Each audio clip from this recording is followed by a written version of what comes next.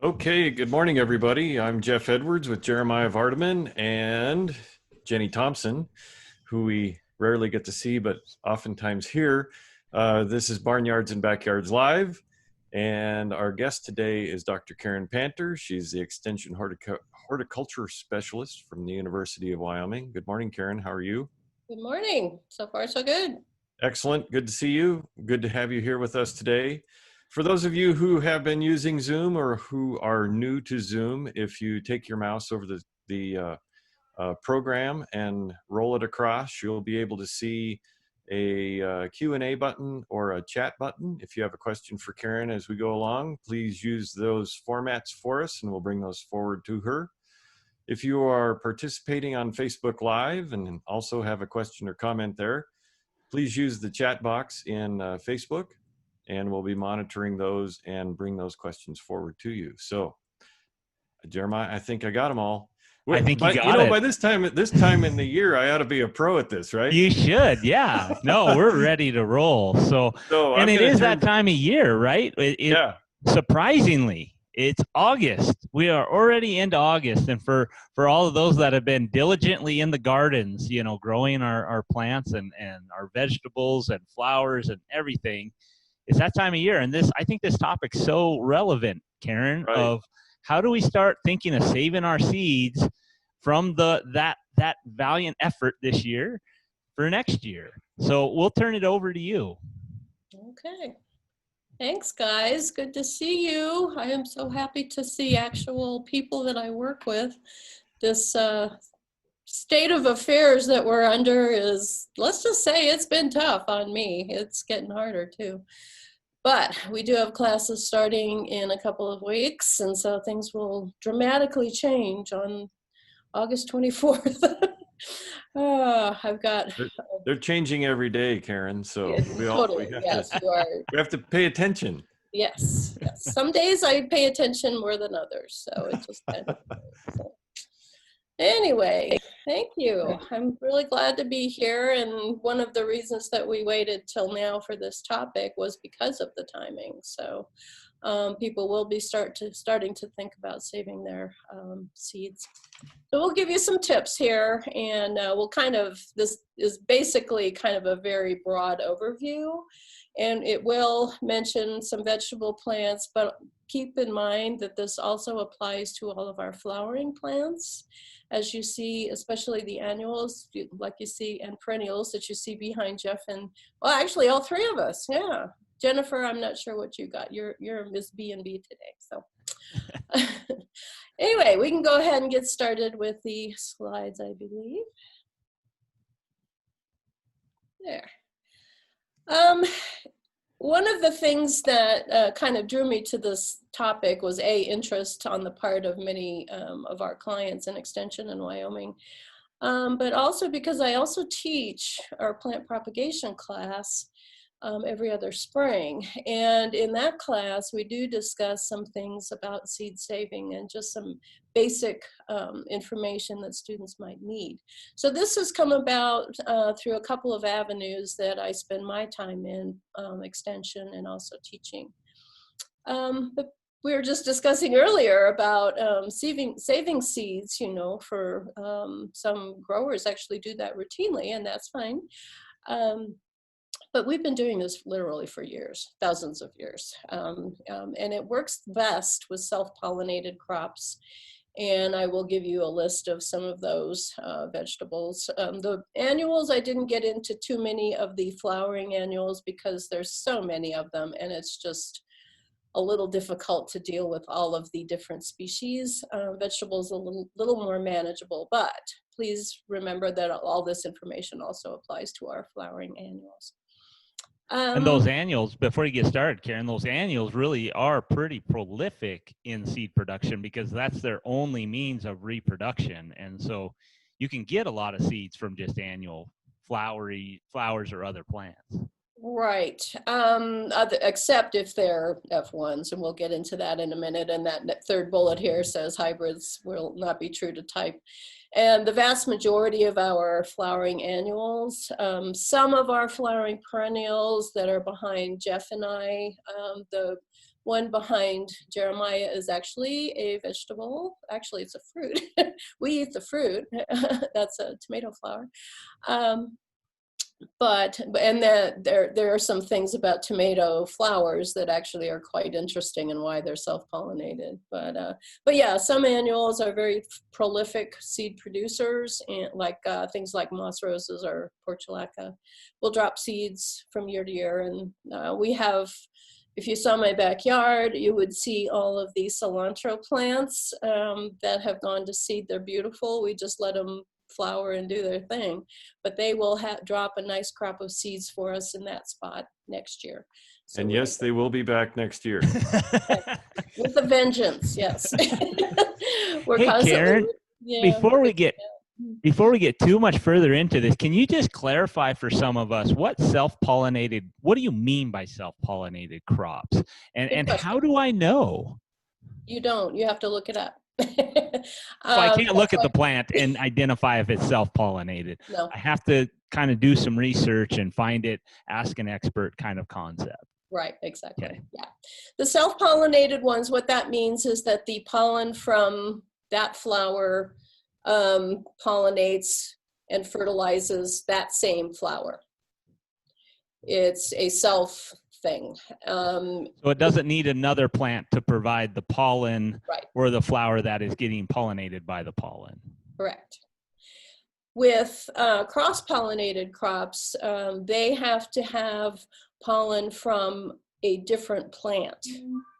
Not a different species, same species, but a different plant. And that will then pollinate the plant in question. So that's basically the difference, and you can't tell just by looking, unfortunately. So let's see. Seeds are just to go through this slide. Did I answer your question okay, Jeremiah? Oh, yeah, totally. I just wanted to make sure, because sometimes that's a little bit confusing for folks, right, but no, perfect. So, right. And I guess I like to think of it as self-pollinated crops. I can have one plant and it will pollinate itself. It doesn't have to have a partner to get that cross-pollination. Right. But cross-pollinated plants have to have two or more to get that cross-pollination. Right. Some of the really good examples of cross-pollinated crops include apple trees. They have to be pollinated by a different tree. It can be a different variety of apple. And there are some tricks as far as getting two apple trees that bloom at the same time so that you ensure cross-pollination. But that's a whole different discussion. But yeah, that's a really good example is apples. They are entirely cross-pollinated. So yeah, jump in if you got questions. I'm used to being asked questions as I talk. In fact, I prefer not to wait to the end. So if something comes along, please just holler at me and I'll be happy to answer questions. Sure, we'll bring those right to you, Karen. Yeah, when we that'd get be them. awesome. I don't have them up on my screen, so. Another thing about seed saving is actually seeds are relatively inexpensive. And sometimes it's just, we like to be self-sufficient, and keep our own stuff. But with some crops, that's just not going to be feasible. And seeds really are not that expensive. And they're readily available. There are, I don't know how many different seed companies across the United States, some regional, some national, some international. And there's just a lot of reputable seed companies out there these days. So sometimes we just buy them. Support our local plant breeder. Yeah. Okay, Jenny, next slide. Self-pollinated are best for the home seed savers. And like I said, I will give you some information as to which ones those are. And this is another way, Jeremiah, to answer your question. The pollen is directly transferred within that same flower, and it doesn't need a different flower or a different plant. Sometimes we separate the varieties just to ensure that pests or insects or animals or something doesn't take the pollen from one self-pollinated group of plants to another one that we don't want. It will still pollinate, but we may not want any cross-pollination. So if you've got a bunch of different varieties of self-pollinated plants, it's always a good idea to keep them separated. Hey, Karen, we got a quick question here. Backing up, you mentioned that there's a lot of reputable seed companies out there, and we have a question here from Mike that says, do you have a preferred seed company? Which one's most reliable? That's a question we can't answer in Extension. I can give you a list of seed companies that it kind of depends on what you're looking for. Some plant companies like Burpee carry everything. Harris carries everything. Gurney's will carry a huge array. Johnny's, Cicada. I mean, there's just a zillion of them out there. Beauty Beyond Belief is a company in northern Colorado that specializes in native plant seed, which it's a whole nother discussion. There's a company up in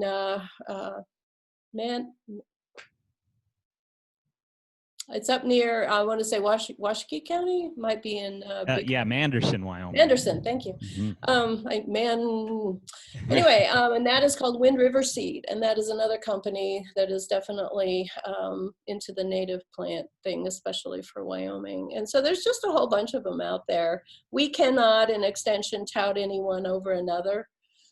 We can give you a list. And Karen, aren't there a few out there that are just, they specialize in certain seeds, like just tomatoes or right, exactly. those types of things? Yeah. Right. Well, and the hard part is there's just a lot of them. There is a plethora of seed companies, and it really boils down to what you're looking for specifically. What seed, what crop are you looking at, what variety? We have a lot of seed production up here in the Bighorn Basin in northwest Wyoming, and we have a lot of seed mills, so they're cleaning seed. And we do a lot of native grass seed production up here. And so Manderson, their Wind River Seed is one of those examples, but we have others up here, Beartooth Seed and Etheridge Seed Farm and all that. So yeah. And for folks that are at the higher elevations, you might want to look for companies that perhaps focus more on northern climates and have crops that mature faster for short seasons. Right. Yeah. Well, and my experience, just like what you're saying, Jenny, is having that conversation with those companies, and they are very good. They're very knowledgeable, know their seed stock, and are willing to help guide you. And so knowing what soil type and soil quality you have, and then what elevation you're at, and what growing degree day or the growing season, your length of growing season, helps you communicate with those seed companies so that you are getting the correct seed and varieties that would do well in your area. Even if they're not local in Wyoming, they still can provide you good seed. Sure. Yeah, exactly. Yeah. And they can't sell, no one can sell seeds. The seed industry is actually governed at the federal level. So there are a bunch of have-tos with seed cleaning, seed quality, germination percentages, and all that kind of stuff that our seed lab up there in Powell actually can help out with. But it's fairly strictly governed at the federal level. So, good question. Let's see. Just some information here on biennials. A biennial is a plant that is vegetative the first year. It grows from seed usually in late spring, early summer, is vegetative and only produces foliage that first year, goes through a winter, and then the second year produces flowers and seeds. That's what a biennial does. And then after that second year, after it produces seeds and fruit, then it dies, and that's the end of its life cycle.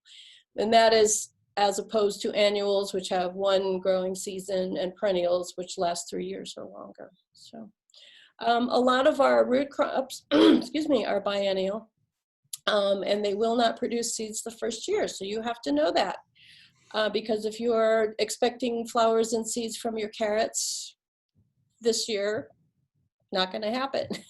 You have to know and do your research that that is a biennial crop and needs to go through a winter and then will produce flowers and seeds next year. So along with carrots, are there other vegetable crops that are biennials? Right.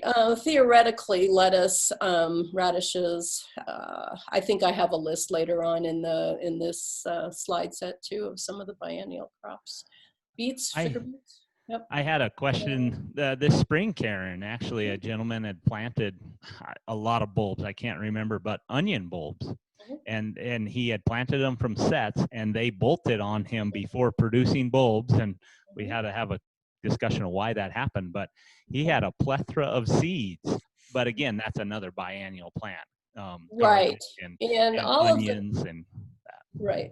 Yeah, and that's a good example of what we call bolting, which is premature flowering because of environmental conditions. Usually it's inadequate water or too high temperatures or too cold temperatures.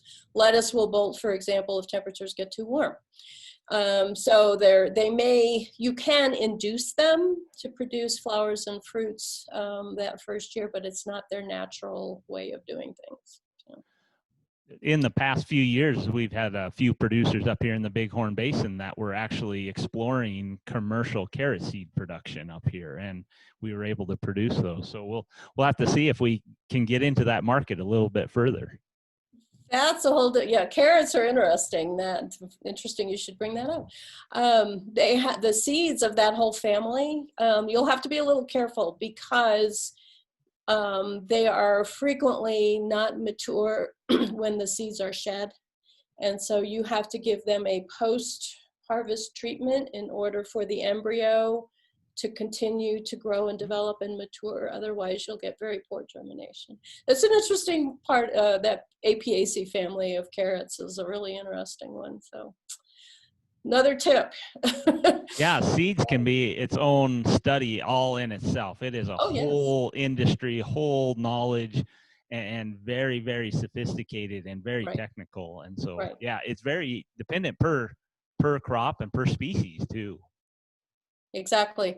Yeah, and most people don't realize you can make a career of seed science and technology. We offer a course in seed science and tech, but you can become a certified seed analyst. The seed lab up in Powell, which is part of the state Wyoming Department of Agriculture, employs such folks, and there's a huge industry in seed, not only certification and that kind of thing, but production, cleaning, harvesting, packaging. I mean, it's just a huge industry. So there are careers available. Sure. Let's see. Shall we move on to hybrids here? Hold on a little bit. I have a clarification question for you, Karen. Nancy asks, I'm a little confused. If you plant carrot seeds, does that mean you won't get carrots the first year? No, you're talking about the root. The root is a vegetative part of the carrot, and it will produce that first year. You will have a carrot root, given everything else okay. But you should not see any flowers that first year. But the root, we generally grow them just that first year. We harvest them, and we never see, all we see is foliage when we harvest them. Because we're growing them for a produce, we're not growing them for the seed. Right, exactly. Usually. Yeah, occasionally you'll have like one that gets missed when you're digging them up and it somehow makes it through the winter. And then occasionally you'll see one the next year it'll regrow and go ahead and flower. Mm-hmm. Yeah. No, I think we're ready now to move on to hybrids. Okay. We don't have to get through all these slides. The three last ones are probably the most important. So if we get short on time, we can just skip to the three last ones. So anyway, hybrids are something that we do need to talk about because saving seeds from a hybrid plant is probably not going to work. What a hybrid is a deliberate cross of two what we call inbred lines. And an inbred line has been self-pollinated deliberately for several generations. And what you get is some characteristics that you want in that one inbred. You've done that inbreeding with another line for different characteristics. And then when you cross those two, you get what we call an F1 hybrid. And it is a very deliberate process. It takes quite a while, but it will result in what we call hybrid vigor. The seeds of that cross will actually be better. The plants will be better than either one individually of its parents. And so but there are some, there's a ton of those. A lot of our vegetables are F1s. A good chunk of our annuals, flowering plants, are also F1s. There are some perennials out there that are F1s, but not quite so many. But the thing to remember is they don't breed true from their seeds. And so saving seeds from an F1 hybrid plant is not going to work. And I'll show you how that next, yeah, there it is. Just want to let you know, Karen, I have a question here, but we're going to hold off on it. Okay. And it's about saving seeds from fruit. And so we'll wait a little bit longer to answer that.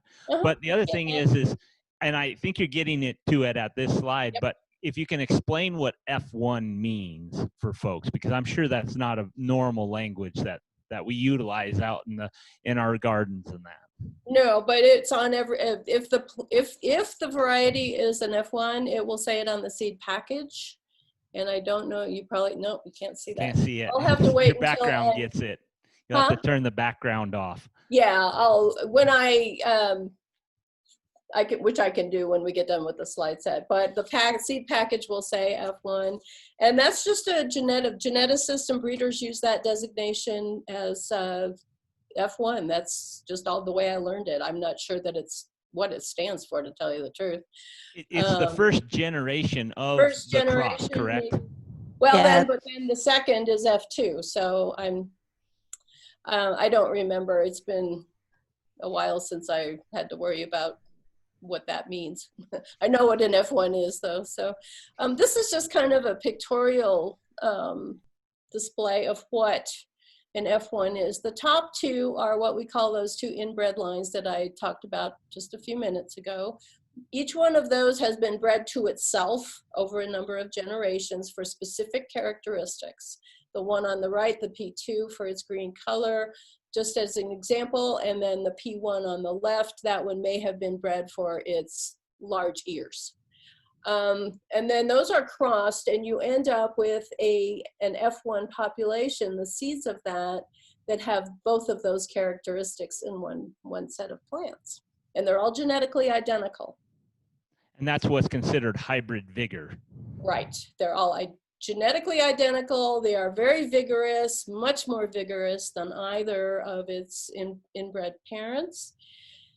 But the thing about that is that they look and act identical, but the genetics of that F1 plant are not. We're just seeing the things that we want. We have bred them for those characteristics. So if you take that F1, some of the seeds from the ears of that corn plant there, that F1, you're going to end up with an F2 that looks like the bottom row of plants there. You will not get consistent, the same plant material. It's not going to look like it. The one in the middle looks like it might have similar characteristics, but your chances of getting that particular type are down around the 20 to 25% range. So you will end up with a whole bunch of off types and things that may not produce well. It will be difficult. And you won't get back to that cross. To get back to that F1 or that first generation, you have to have that specific cross between those parent plants to generate that F1 hybrid vigor. Right, exactly. And you won't be able to do that. And that's all we're trying to warn you about is F1 seed is probably not worth keeping because of that, because you like that crop, that plant, that produce, but you're not going to most likely get it if you keep that seed back. And it's because of the mixing of that genetic code will not give you the same plant. Right, exactly. Bottom line is don't keep F1 seeds. And you said it, Karen, but I just want to reiterate so people are aware. Again, it's not something you can go look at the plant. You have to know it. You have to research it. And it is generally on that seed package. It has to be. When you purchase it. That is one of the laws with selling seed. It has to be identified as a hybrid. Okay. Yes. Great. Right. Okay, here's a real easy slide. For those of you who are just beginners in seed saving, The easiest are the self-pollinated types, and these three are probably by far the most simple, and I'll give you some basic instructions on how to get to the seeds and dry them and all that. Tomatoes, beans, and peas. Start with those. Real easy. So this is probably, if we could go back to that one, Karen, or maybe you want to answer it later. You tell me. But the question that we have waiting for you is from Jerry, and he says, how do you collect seeds from fruits such as blueberries? It's in here, I'll tell you. Okay, we'll get to it then. Yep. It's not hard, it's just messy. Okay. And Jenny and I were discussing this little issue a while ago too. I guess we all were. Plants with separate male and female flowers can be really difficult to save seeds from. And basically this is our corn and a lot of the vine crops, things like cucumbers and pumpkins and all that, the cucurbits. And there's a danger of cross-pollination with them, largely because of insect activity, but it can also be because of people or animals taking the pollen from one plant and moving it to another. These get to be a little more complicated. And so these, you probably aren't going to get a true to type, what we call true to type. It's not going to look what you expect it to look like. Every year it seems like we get questions and photos of people who are expecting a particular type of, say, squash. And it comes, the plant is not producing squash. There may be an off type with a different shape or different color or something like that. And that's probably because of cross-pollination from a different squash plant. And so that's, the genetics of it are a little hard to explain, so I'm not even going to go there. But you just let them do their own thing, and it's probably not going to be true to type if you do keep seeds from a pumpkin or a squash or something like that. Especially if it says F1 on the package label, the original seed package label. If it says F1, don't bother. And corn is in the grass family, so it's wind pollinated. So it's my understanding that pollen can travel like a mile, perhaps, quite a long distance. So your neighbor's pollen may come visit your corn plants. So it makes it a little more challenging to get the same one as the parent. Right. And and so the chance, if that happened and your corn plants were pollinated by your neighbors, for example, it's not necessarily going to show up in the ears from this year. But if you save some of those seeds from one of those ears, next year you're going to see some differences. They won't probably be true to type. Well, and essentially, we were talking about this right before the show, Karen, but essentially with this, especially these cross-pollination type crops, you almost can set up your own breeding program through selective breeding, maybe intentional or unintentional. You can start developing your own lines because of it. And that's where you were talking about seed production and seed cultivation is a whole science and field of its own. And I toured a malt barley field this summer, and I got to talk to the plant breeders, and they were showing me how they limit how that plant breeds and they know exactly what plant it was crossed with, and it's a lot of hand labor, and they bag the flowers so no other pollen can get to that plant besides the pollen that they want, and it's a very labor intensive process. But you in your own garden can be developing your own varieties, and they're not going to stay true to type, is what Karen's saying with that. It's going to move genetically as it crosses throughout the different generations. Yep, that's right. Okay, I think we can move on. And you might end up with something you don't truly want. Right. In which case, just get it out of there so it doesn't pollinate anything else. All right, open pollinated varieties, they will be pollinated by all sorts of like plant material. And a lot of our heirlooms are open pollinated. And so you can also use some of the open pollinated. They're not purposely bred like an F1 is. So an open pollinated species or variety is fair game for seed saving. Okay, here you go. Tomatoes. Now, contrary to popular opinion, tomatoes and peppers and cucumbers and pumpkins and all of those things that have seeds in them, those are all fruits. That tomatoes are not vegetables. Neither are peppers. Just a little horticultural trivia, but botanical actually.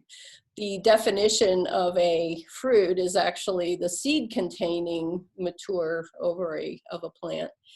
And so if you've got seeds in it, that's a fruit. So anyway, with tomatoes, and the one thing to remember about tomatoes, just ignore peppers for a minute, you have to leave them on the plant until they are way past what we would use as an edible fruit. You leave them on the plant to ripen completely so that the seeds become fully mature. And then as they start to drop or you think they're going to fall to the ground, they're probably ready and you can go ahead and harvest them. And that's probably the most difficult thing about seed saving, is that you have to leave the fruit on the plant way longer than you normally would. And for some people, that's a really difficult thing to do. So with tomatoes, you wait until they're fully ripened and are almost shrivelly and falling off the plant. Scoop out the seeds. This is one way to do it. Just put them in a glass jar with some water, stir it up a couple times a day. Within a few days, the living seeds will sink to the bottom of your jar. And then you can just pour off the water, rinse the seeds off, and then spread them out to dry them. Another way to do this is to put them in a blender, and you don't want to annihilate them, but you do want to just break up the seeds from the pulp. And you can do that in a blender, just pulse it a few times, and then basically do the same thing. Just put the material from the tomatoes into a jar and then let the seeds sink. And those that have sunk are the ones that are viable. And so what you were talking about, Karen, is if our problem is if we harvest that seed or that fruit or the produce that contains that seed too early, those seeds have not matured, and thus they are not viable seeds. Right. And not living seeds. And that's what you're saying with the ones that are mature will sink to the bottom, and the ones that are immature usually float.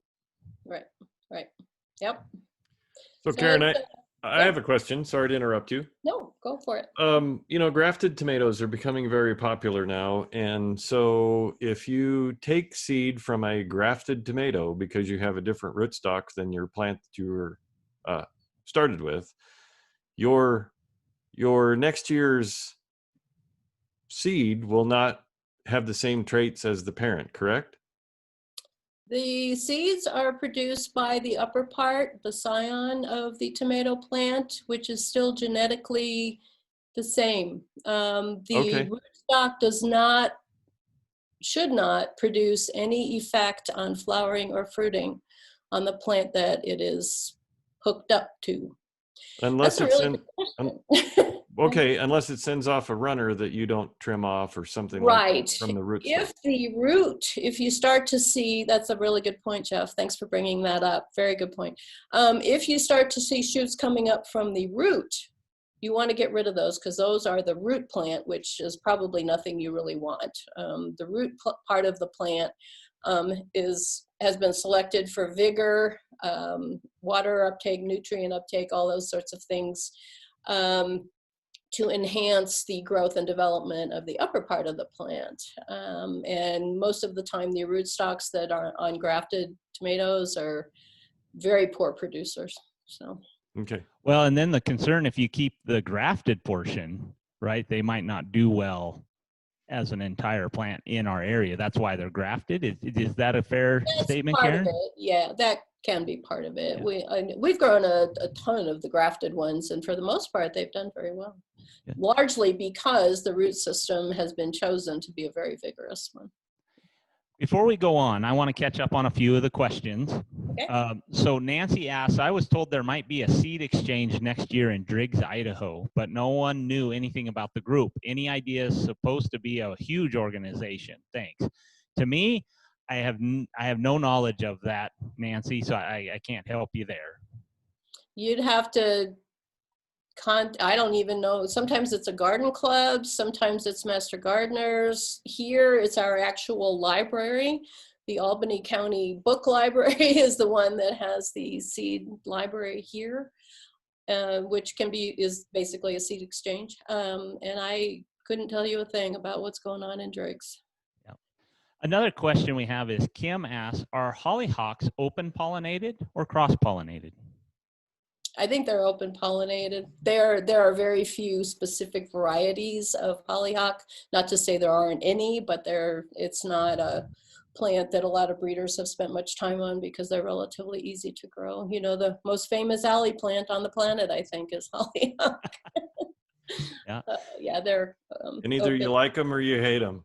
Yeah, exactly. Yeah, and they do drop seeds, and which is one of the attractions. You can kind of plant them in the alley, and you have some interesting plant material to look at, and the trash guys have something cheerful to look at as well.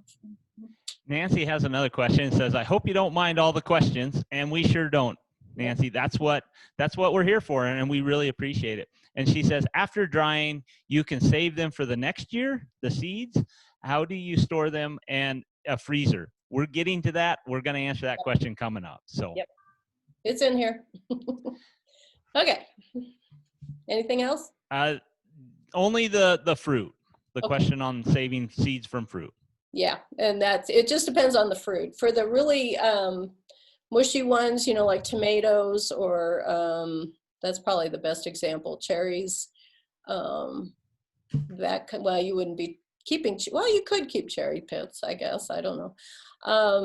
Yeah, it's a little different because you do have to separate the pulp from the seeds, and that's the difficult part. Well, Jerry's question is specifically about blueberries. Blueberries. Don't get me started on my blueberry talk. Why? Why blueberries in Wyoming? Well, you can keep them. It would be a similar situation as to tomatoes.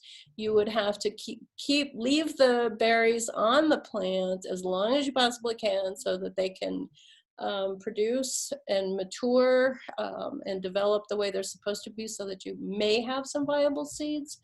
Blueberries are perennial woody plant that are normally not, that's a northeastern or more of a northern higher humidity, lower pH, whole bunch of different issues with blueberries. And I have not, since I've been in the Rocky Mountains all these years, I haven't grown too many blueberries. I have grown a few. So Karen, you have to remember that since we're on a Zoom program and on Facebook, we have people from all over the nation watching. So it might not be just specific to us. Right. Well, and it is a very specific plant, though. Right. It requires certain things that we don't have out here. What I'm trying to get at is that, yes, I have tried some in the Rocky Mountains and they haven't worked. And the other thing I'm trying to get at is that I don't know, because I don't know if there are specific hybrids of them. I don't know if blueberries are self or cross-pollinated. And so I can't tell you what you're going to get in the next, I don't even know how many seeds they would actually produce because they are normally, we get them for their fruit. So I guess you could try and see if you could get some to germinate from using a similar situation as tomatoes, but I have no idea what you're going to get. But how you would harvest them similar to tomatoes. Oh yeah, the harvesting Yep. is similar to tomatoes. And sorry, I digress, but I do that a lot. So we did have a young man in as a 4-H project said that he grew strawberries from seed that he had harvested from a strawberry plant. So wow, that's a feat. He is determined. That's a heck of a project. He is a good little. The process is the same, as a mushy fruit like or what we call a fleshy fruit like a tomato. The process is basically the same. Sure. It's just more difficult because strawberry seeds are quite small. But there Right. again, a lot of them they're vegetatively produced, and the offspring from seeds may not look anything like the original plant. Correct. Commercially, they're grown from not from seeds. So. Great. So what's next? Jenny, you probably have to share the screen again. Sorry about that. That's all right. And the peppers, that's pretty easy. We've all, peeled and scraped out a few jalapeno peppers in our lifetimes, probably. I just did a bunch yesterday. But these, again, you need to leave them on the plant as long as you possibly can, and then just scrape out the seeds. They're very easy. Peppers are pretty simple. Well, and the longer you leave it on the plant, I guess from my perspective, what it does is it'll increase the amount of viable seed within that fruit, so it makes it more plentiful to harvest. Essentially, you'll have more seed from that one produce or fruit or wherever you're getting the seeds from.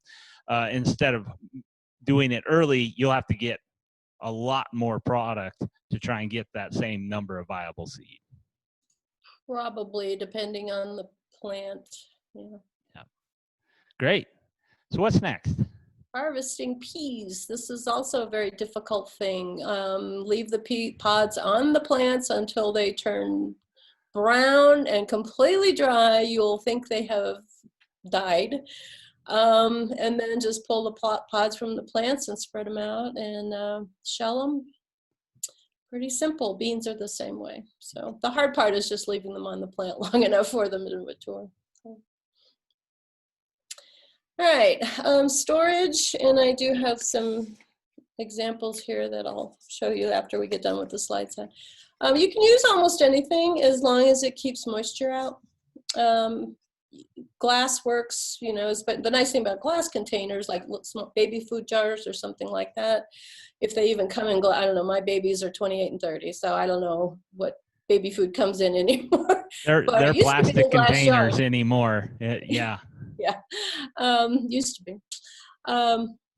Anyway, those work nicely. Glass is nice because you can see into it and you know what you're looking at. And they're also breakable. I use a lot of paper packets. We also use some small Ziploc bags that I'll show you here in a minute as well. The thing to remember about most of our annuals seeds is that they probably will not survive freezing. So we generally try to keep them between 32 and 41. And if you think about your home refrigerator, which are theoretically supposed to be between 35 and 40, perfect, as long as you can keep them dry. The other thing is keeping out insect pests. There are a lot of insects and animals and things that love to eat seeds. So as long as you can keep those guys at bay, that will really help as well. And the other thing you want to avoid is temperature swings. And so this is probably one reason not to use your garage. If it's like mine, it's not heated and it does change temperature every night. It's like a revolving door. So that will definitely decrease the lifespan of your seeds with temperature changes. Label, label, label. Identify, identify, identify. You can buy seed packets like this that have printing on them, then you just fill in the blank. Or you can buy plain ones and write on them yourself. But the things that are going to be important to know, I should have put date collected first because that's probably the most important piece of information. The plant type and variety, and then if you know the Latin name, that's helpful too, especially if you're going to be contributing to a seed exchange or a seed library. That will be very important. All right, these last 3 slides are basically what everybody wants to know. How long can I keep these things?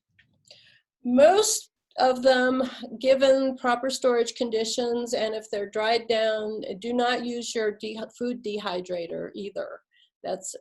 We bought one, and then I had a question from, I've forgotten who, it must have been a neighbor, wondering if they could dry some of their seeds in it, and that's probably not a good idea because a food dehydrator will suck out virtually all of the moisture and kill them.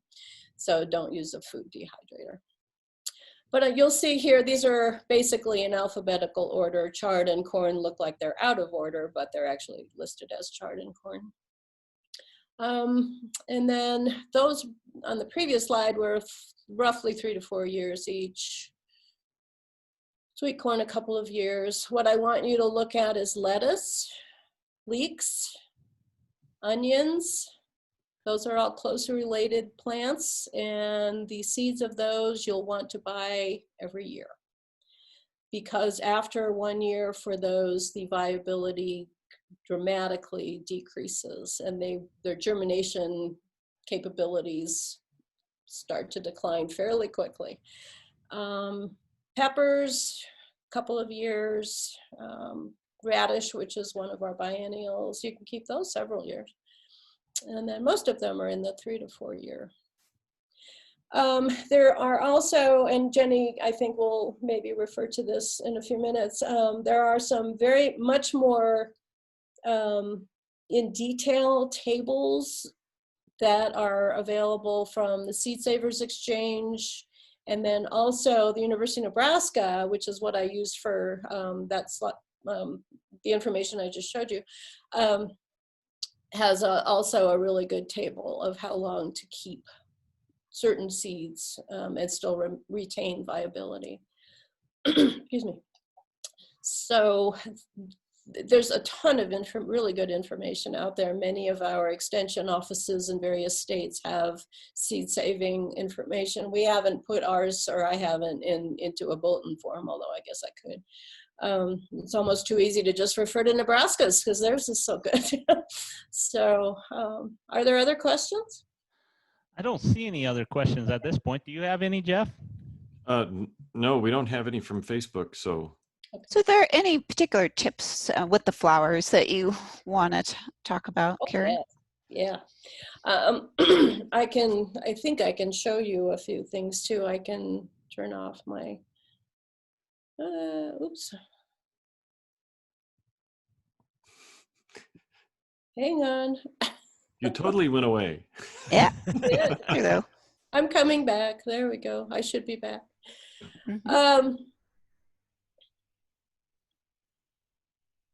So I do a lot of collecting of like wild plants, and it's usually fairly easy to collect them and save them, and they tend to last a fair long time. Some of the penstemons I've saved seed and I've grown it, and it was like 10 years old, which surprised me. I wouldn't depend on it growing back doing that well after that period of time. But right. it seems like, boy, now I've completely lost. seems like some of the biggest challenge with the wildflowers and stuff is you have to kind of time it correctly, especially if it's somewhere that's Right. a little ways away from you, so that you arrive when the seed is mature but it hasn't fallen out, so that you can collect it. Either that, or you have to tie something like pantyhose or something around the flower head to catch the seed when it falls. Right, exactly. And you're talking about perennial herbaceous plants, and every species is different. Yeah, you'll be able to save some of them. Others, you won't be able to at all. Things like, one of the ones that I get repeated, and I think you do too, repeated questions about is Indian paintbrush. And it's just a really difficult plant.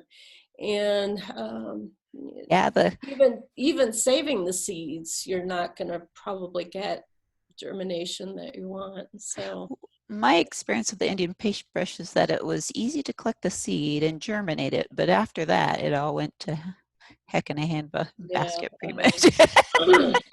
It's really tough because they're, for those of you that don't know, Indian paintbrush is partially parasitic, and so it needs a host plant to latch onto, and so successfully creating that latching on and then getting it out in your garden can be a challenge. So if you're interested in growing Indian paintbrush, you might want to try and just plant it outside and hope it connects to something. Yeah, exactly. Throw out. It's one of those plants, you know, and this is what I did many years ago. I worked with several species of it, but yeah, I basically put it out in the field. It's still out there, I think, next to the greenhouse on campus here in Laramie.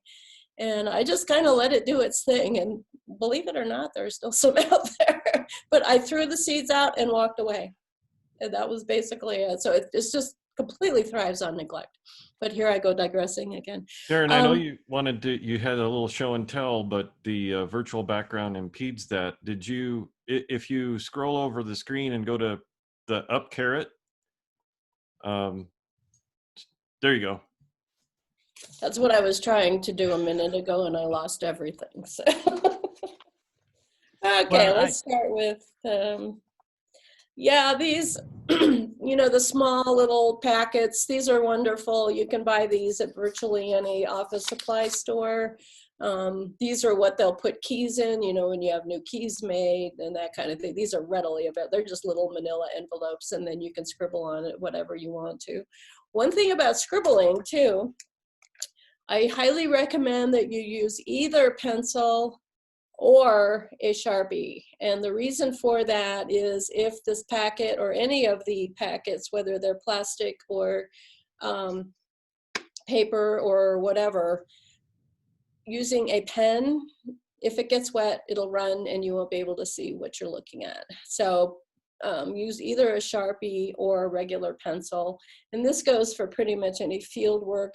Those of you who work in the field, which is all of us, probably know this. You know, you always carry your Sharpie, and then you always have an extra pencil too, just in case, because they won't run, and they'll last a lot longer on your labeling. And if the seed packet is wet and the ink runs, it's probably a good indicator that seeds might not be viable anymore. Right, exactly. Yeah. So yeah, that's the first no-no to seed storage, right? Is keep it away from moisture. Yep, that's the first thing.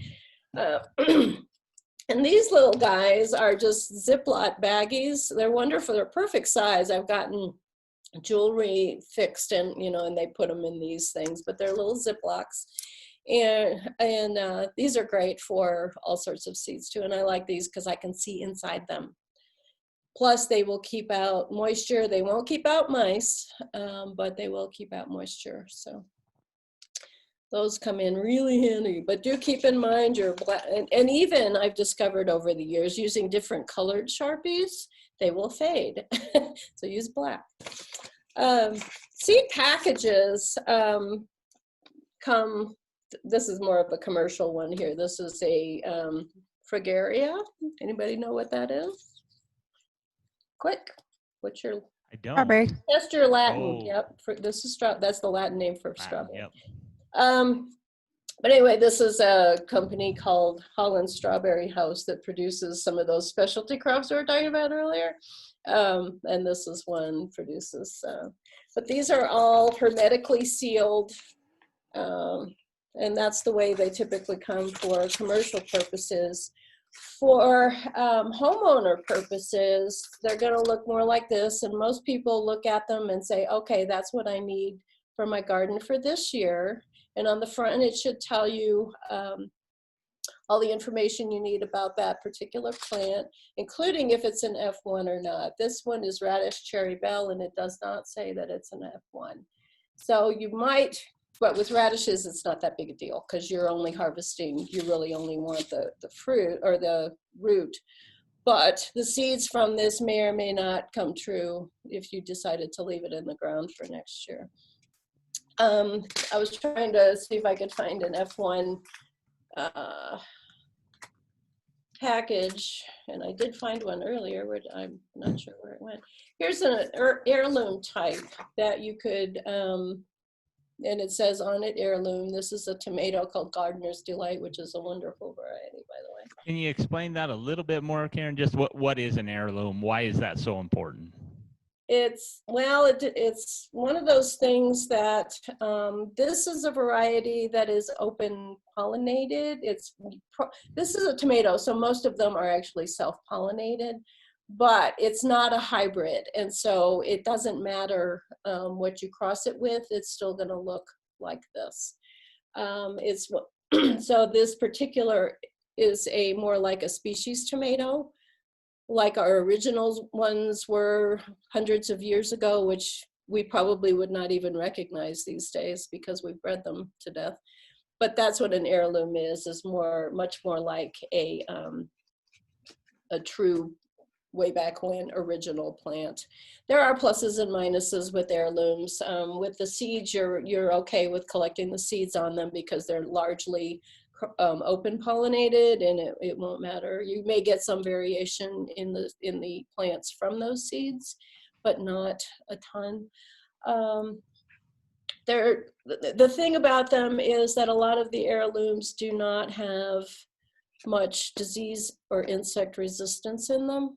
And you may be very disappointed because, as we all know, the amount of insect and disease issues on tomatoes is as long as my arm. So, but I digress. No, fantastic. That's what people need to know, right? So we can do this effectively, and right. Yeah, fantastic. Yeah, and you can, seeds come in all sorts of different packages. Like here's another one called Seeds by Design in California. Actually, I visited that facility. It's kind of an interesting one.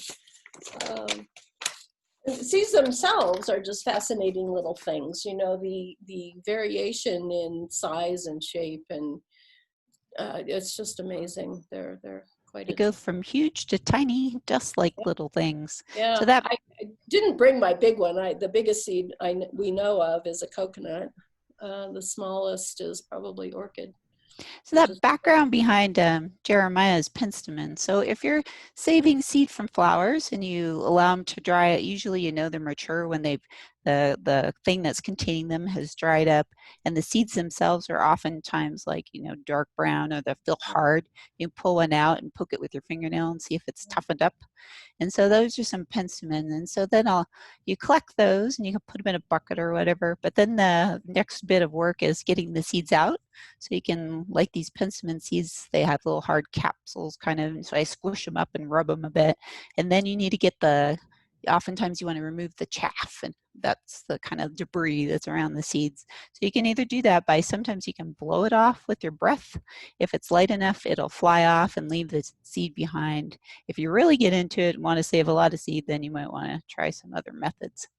Yeah, what we've done is things like penstemon. There's some foxgloves and some other things in our yard that Mark, my husband, just cut off the flowering stalk, the spike, as soon as it was done flowering and getting close to dispersing the seed.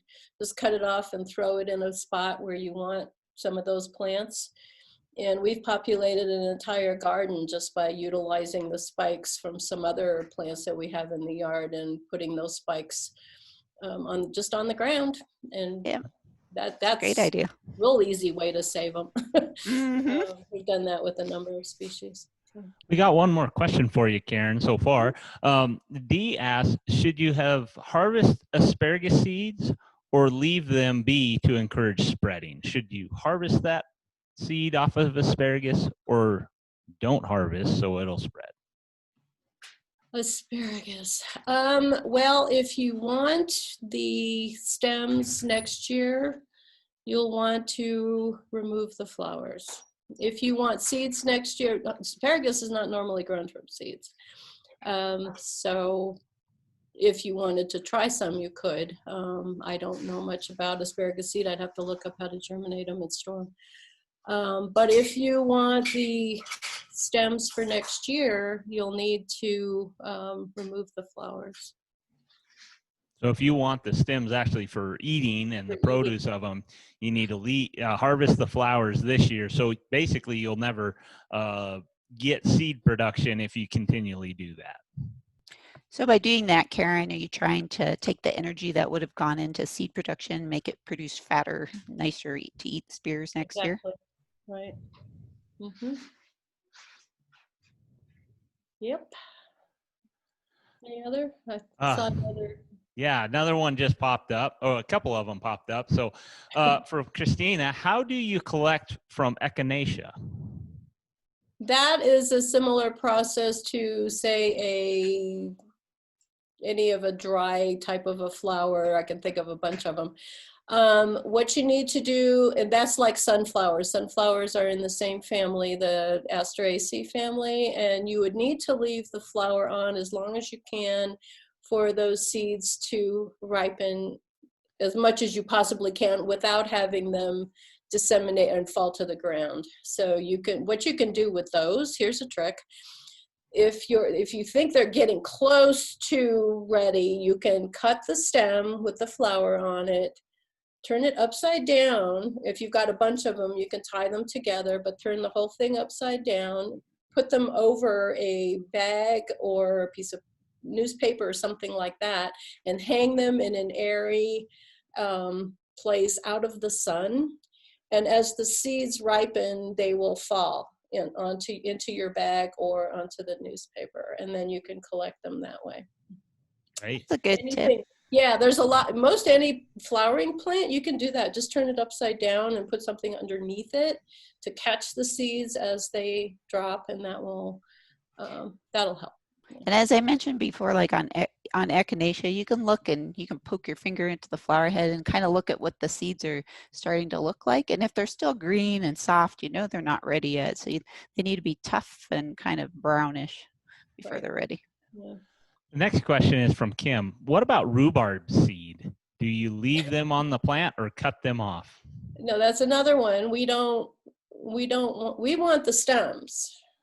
So what you want to do is direct the plant's energy to the foliage and those stems. And anytime you're letting the plant go to flower and seed, it's expending a bunch of its energy producing the reproductive parts of the plant. So remove those. Most people don't.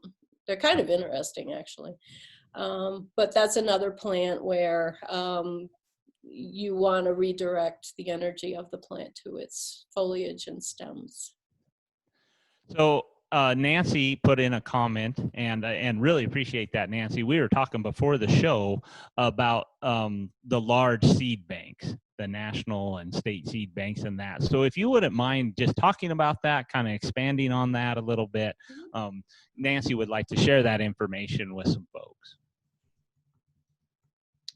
The closest one to us is what we used to call the USDA Seed Lab seed storage facility on the Colorado State University campus in Fort Collins. It now has expanded to include plant material, including stems, flower buds, leaf buds, that kind of thing. And so they call it, I've forgotten the whole title, but it's now a germplasm storage facility. They still have all the seeds, but they also have a bunch of other material as well. And what the idea, there's a bunch of these around the country, and the idea is to save the genetics. This is not a place where they keep a million seeds so that, Joe lost his crop, he needs to replace it. Well, that's not the idea. The idea is to keep the genetics so that down the road, if, for example, we lose a variety of some sort, we may be able to go back to the genetics to find some of those seeds, and then those seeds are then used to increase by somebody else for future use. These are very tightly controlled environments. The seeds themselves are typically stored in big vats of liquid nitrogen, which is minus several hundred degrees Fahrenheit. It's a very gradual process. You can't just freeze them in an hour and hope it'll work. And then every species is different. So it includes all seeds too. It's not just agronomic stuff. It's horticultural, it's ornamentals. There's an ornamentals germplasm facility in Ohio, at Ohio State. And the idea is basically to just keep the genetics, is what those are for. And that's a pretty labor-intensive endeavor to maintain those and to continue to work on those. They as those seeds, they'll take that germplasm, whichever it is, seeds or plant material, and pull it out every so often and grow it out to produce more seeds to put back in, so they have a fresh seed and viability coming back into those banks as well. Is that correct, Karen? Yeah, and it's a very labor-intensive place. I've known several people who have worked at the one at CSU. And it's a constant process too. They're routinely removing X number of seeds and testing them for germination, viability, uniformity, percentage, all that stuff. And so they test them fairly frequently, and it does take a fair amount of seeds. This is, and I think they are repeated, CSU will have stuff that other facilities will as well. So Right. there is some backup, but yeah, you've got the idea. Perfect. Well, I don't see any more questions, Karen. So I'm just going to close out the show today. And I just want to thank everyone. Thank you, Karen, first of all, for joining us on the show and helping us out with this great topic, such a timely topic, and joining us. And to all our participants, thank you so much for joining in and bringing a lot of great questions to us to help try and clarify that for you. One resource I wanted to share before we go, and that's on the Barnyards and Backyards site. Then it was one Karen was referring to. So if you go to that site and you click on gardening, if you go down to the vegetables, if you're interested in vegetables, we have some awesome resources on there under our other resources. So this is the document she was talking about that comes from the University of Nebraska that lists some information about saving seeds. And then it gives you the longevity of each different kinds like she showed on the screen. So that's something you might be interested in. There's also some other resources on there. If you really get into seed saving and you're really into saving the seed of vegetables in particular, the Seed Savers Exchange, which is kind of like a nationwide group of people that like to save seed of different crops, they have some pretty handy charts on there about saving different types of seed. And this is if you want it to be true to type. So if you don't care if it's true to type, then you don't need to worry about a lot of this information. But it tells you things like if it's selfing or outbreeding, how far you need to keep the plants away from other plants so they don't cross. And basically it won't be true to type after that. How many plants you need and when the seed is going to be mature for that particular type of vegetable. So those are some things that you might be interested in. Yeah, one thing I might mention too is that this talk was only part of a much longer one, much larger one that that goes into a lot of the information on those tables. We just didn't have time to go through the whole thing. Excellent. Yeah, it's a very intensive science and art all wrapped into one. So it's fairly complex, but this is at least the beginning to get you started. And if you have questions, reach out to us. So we have an extension office in every county here in Wyoming, and we have one on the Wind River Indian Reservation. Just go to this URL. If you don't know where your extension office is, reach out to them. They can put you in touch with Jeff, myself, or Karen, or even Jenny, and we're here to help you. We're here to try and get you more resources or answer your questions specifically. And so with that, the other thing is that Jenny showed it real brief there, but the Barnyards and Backyards website, it is a plethora of information. There is a spot called Treasure Trove of Information, I believe is how Jenny has it labeled. And on there is just all these different topics that we're covering. And we're also recording these shows just like this one. We'll post it back up here in a little bit. You can rewatch it. You can share it out. Also, the resources and links that we kind of talk about in the show, we try and highlight that again. That's on the Barnyards and Backyards website, so feel free to visit that again. And if you want to see future shows, what's coming up in the list, we are starting to schedule into September. So by all means, please join us and follow us along and keep joining. We really appreciate all the questions that you bring to us.